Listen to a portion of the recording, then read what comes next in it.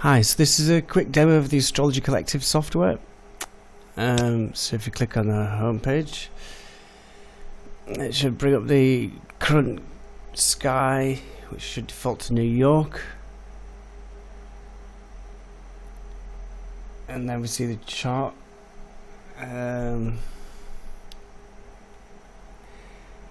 There's a list of aspects here, and if you hover over the aspects, you can see them highlighting in the actual chart.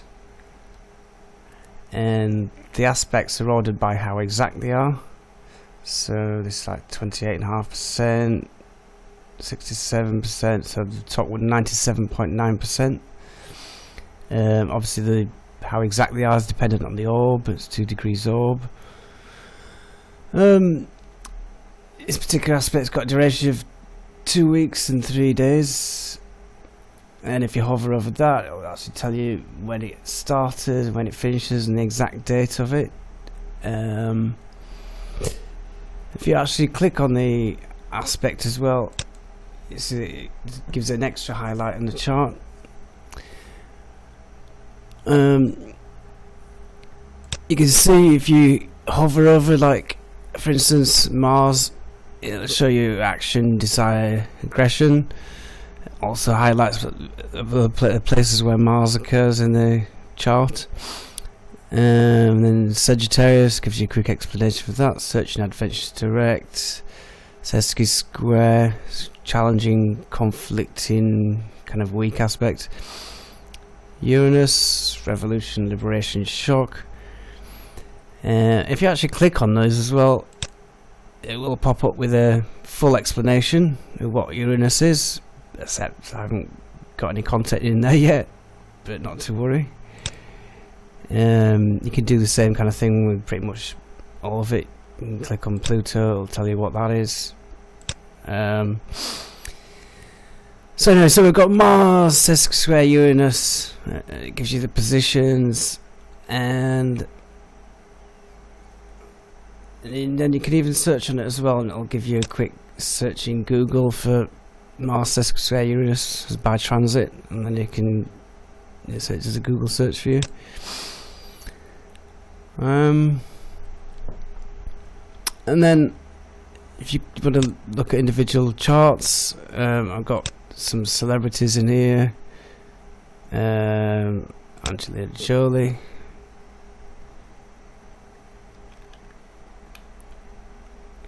So that's her chart. Again, same kind of thing here. You hover over stuff and it highlights it in the chart. Also shows here that shows the chart by houses and which the house rulers are, which planets are in the house, etc., etc. Again, you can hover over things like that and it'll explain a bit more what it is. This is the chart by house. And then these are the planets in the chart, so what positions they are, elements, various things. Strength, that's actually an algorithm that kind of works out whether the planet's afflicted or whether it's a bit well aspected. If it's well aspected, it'll have a high score. If it's afflicted, it'll have a negative score. So it gives you some indication on the actual strength of the planet. If you go into transits, Angelina Jolie's transits, you can see that this is her chart, or at least this is her chart with her planets on the inside here. It's her houses as well, but then the transiting planets are all around the outside, and so you can see, for instance, you've got here Uranus, transiting Uranus is conjunct, the yellow dots are conjunction, transiting Uranus is conjunct to Jupiter.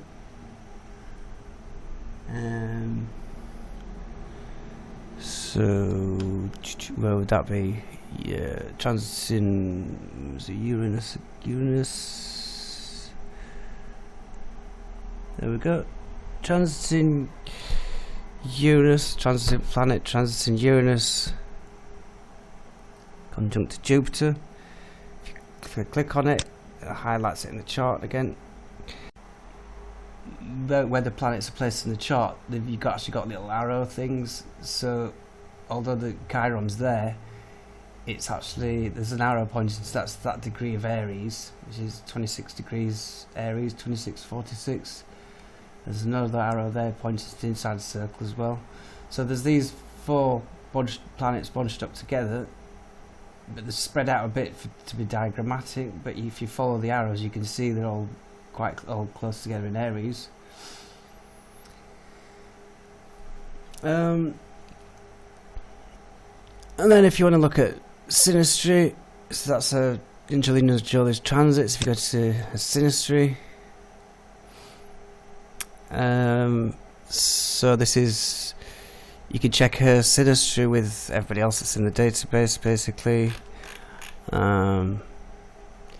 This is the natal synastry. It also does synastry with the progress charts. That's progress natal progress, and progress synastry. So maybe natal is enough to be going on with. So if you click on that one, it'll give the natal synastry between Angelina Jolie and Brad Pitt. So if you click on that there, so this is Angelina Jolie's chart right on the inside again, and Brad Pitt's planets around the outside. You can see the aspects.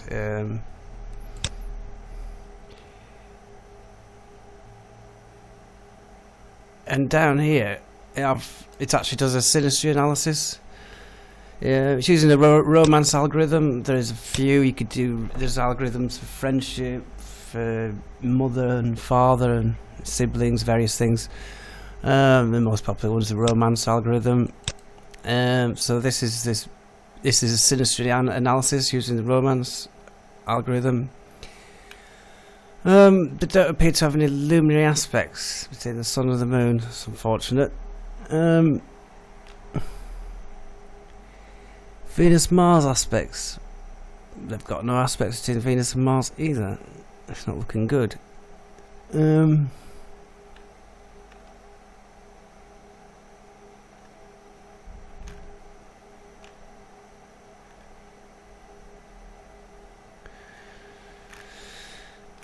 Anyway, it goes on quite a lot, but basically this works out a score, and then you can kind of get an idea whether they're well matched or not, basically. If you go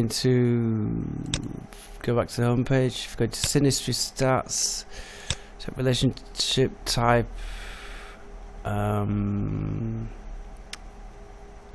girlfriend, or if there's boyfriend, on logarithm romance, get stats, and then you see Angelina Jolie and Brad Pitt, because I've actually got down as boyfriend and girlfriend, but I think they've been married since this was done.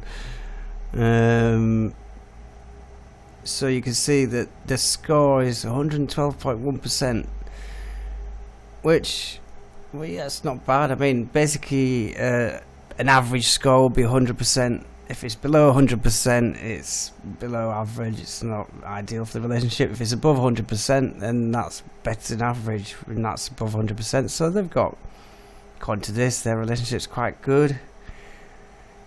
Actually, Jennifer Aniston and Brad Pitt, it looks like they had a better relationship. There you go. Okay, coming back to the home page. This is the current sky right now, but you can view anything at any time you want, basically. So you can view a different day, and we can look at how the sky is going to be in 2022. And obviously it's completely different. And then We could look at Woody Allen's chart. There we go, so that's Woody Allen's chart. Obviously his chart is going to be the same in 2022 as it is now, but if you look at Woody Allen's transits, if he's still alive in 2022, these would be his transits. And then there's a few other things that you can do in settings. In settings, you can basically set all the different orbs of influence for the different aspects, and then you can even use heliocentric calculations. And there you can see that's Woody Allen's heliocentric chart.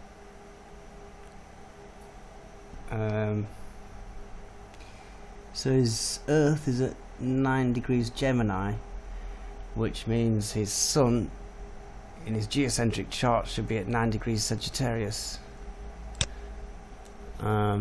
Just want to check that.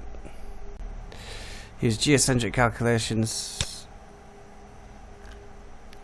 and then you should find his Sun at 9 degrees Sagittarius. Sagittarius, Sun, 9 degrees Sagittarius, yep. We've also got Woody Allen's progress chart. We're still in 2022, so this is where his progress chart will be in 2022 if he's still around. And you've even got his solar arc directed chart. So this is Woody Allen's directed chart. So that's just a few of the things you can do. Hope you found it interesting. Thanks.